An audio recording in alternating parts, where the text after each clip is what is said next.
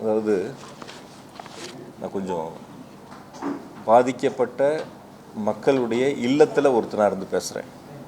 நான் என்னை பொறுத்த வரைக்கும் என் குடும்பத்தை நேசிக்கிறத விட என்னுடைய மாவட்ட மக்கள், என்னுடைய தொகுதி மக்களை நான் ரொம்ப அளவுக்கு அதிகமாக நேசிக்கக்கூடியவன். ரொம்ப அளவுக்கு அதிகமாக அவங்களுக்கு உண்மையாக இருக்குன்னு நான் நினைக்கக்கூடியவன். அவங்களுக்கு தேவையான உதவிகளை செய்யணும்னு நினைக்கக்கூடியவன். படிப்பாக இருந்தாலும், மருத்துவமாக இருந்தாலும், ஒரு போட்டித் தேர்வாக இருந்தாலும், ஒரு விளையாட்டு போட்டிகளாக இருந்தாலும், எல்லா சூழ்நிலையிலும் ஒன்றா இருக்கு. நான் இன்றைக்கி கூட காலையில் எங்களுடைய கரூர் தொகுதியிலேருந்து ஒரு 30 மாணவ மாணவிகள் விமானத்தில் முதல்ல பயணிக்கிறாங்க. 6வது 7வது 8வது படிக்கிறவங்க ரவுண்ட் டேபிள் அதை ஏற்பாடு பண்ணாங்க.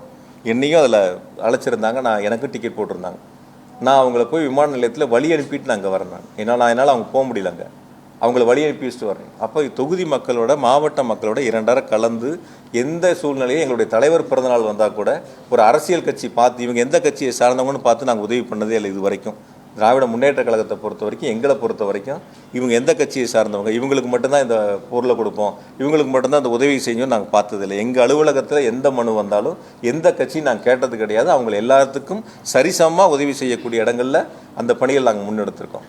ஆகையால் அந்த நீங்கள் வீடியோவை பொறுத்த வரைக்கும் அதுக்கு பிறகு வந்த சம்பவங்கள், நீங்கள் சமூக வலைத்தளமாக இருக்கட்டும், பொதுமக்கள்லேருந்து வரக்கூடிய கருத்துக்களாக இருக்கட்டும், நீங்கள் பாருங்கள் எந்த மாதிரியான ஒரு எதிர்மறையான கருத்துக்கள் வந்துச்சுன்ட்டு. நடைபெற்ற சம்பவங்களில் இப்போ நான் என்ன கேட்குறீங்க, எப்படி பாதிக்கப்பட்ட உடனே அவர் மருத்துவமனைக்கு போனார்ன்னு. நான் இந்த கட்சி ஆட்சியில் தான் இருக்கேன், இங்கே தான் இருக்கேன். எங்களுடைய பகுதி செயலர், ஒன்றிய செயலர் கூட்டம் 6 மணிக்கு என்னோட ரவுண்ட் டேபிள் நிர்வாகிகள் இந்த நிகழ்ச்சி இன்றைக்கி போகிற சம்பவமான நிகழ்ச்சி சம்மந்தமாக என்னோட கிட்டத்தட்ட ஒரு 3/4 மணி நேரம் 1 மணி நேரம் என் கூட பேசிட்டு இருக்காங்க என் வீட்டில். அதை முடிச்சுட்டு நான் கட்சி ஆஃபீஸ் வரேன். இங்கே இருக்கும்போது எனக்கு தகவல் வருது, இந்த மாதிரி பாதிக்கப்பட்டிருக்காங்க, மருத்துவமனைக்கு நீங்கள் போங்கன்னு சொல்கிறாங்க. நான் இங்கேருந்து அமராவதி மருத்துவமனை போகிறதுக்கு எவ்வளோ நேரம் ஆகும்? இங்கேருந்து அந்த அமராவதி மருத்துவமனைக்கு போகிறதுக்கு எவ்வளோ நேரம் ஆகும் சொல்லுங்கள். நான் 7:47க்கு உள்ளே நுழையிறேன் அமராவதி மருத்துவமனையில். வேணால் வீடியோ ஃபுட்டேஜ் கொடுக்குறேன். 7:47க்கு போகிறேன். அதே அதிமுக சேர்ந்த மாவட்ட செயலர் 8:10க்கு மருத்துவக் கல்லூரி மருத்துவமனைக்கு போகிறாங்க.